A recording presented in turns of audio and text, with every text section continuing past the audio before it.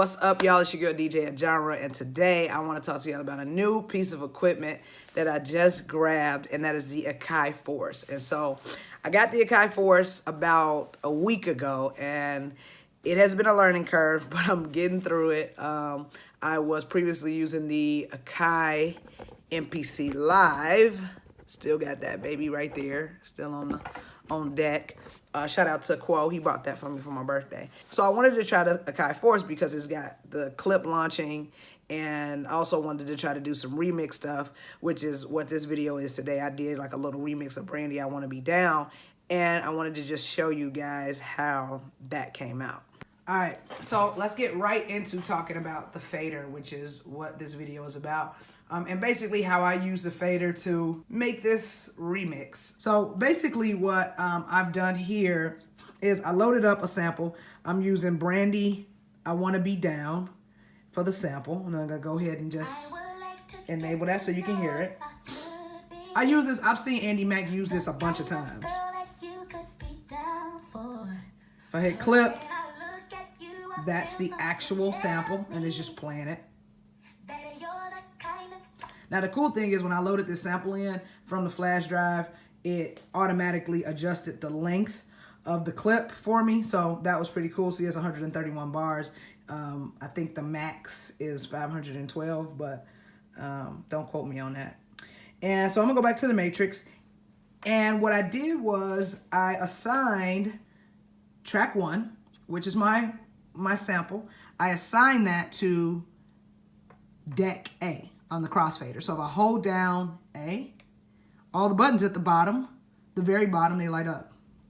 And I can tap on track 1, and that puts a little A in the little dialog box that lets me know that that sample is on deck A. So when I launch all the samples on the right, it's only playing things that I have on deck A. I have the sample on deck A, I have this synth sound on deck A, and I have this additional little sample, little vocal sample on deck A as well. So when I move it over, I get my drum sounds because my drum is on deck B.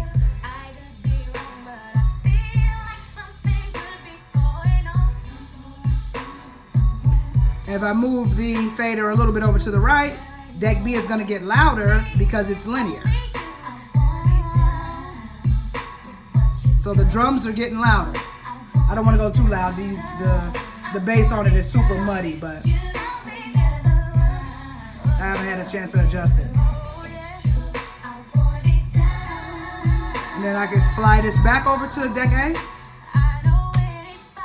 and deck B goes out. So this is a really cool way to use the decks in a way to DJ live, make a beat live. If you're in a beat competition, playing your beats, anything in a live setting, that's super cool to be able to do.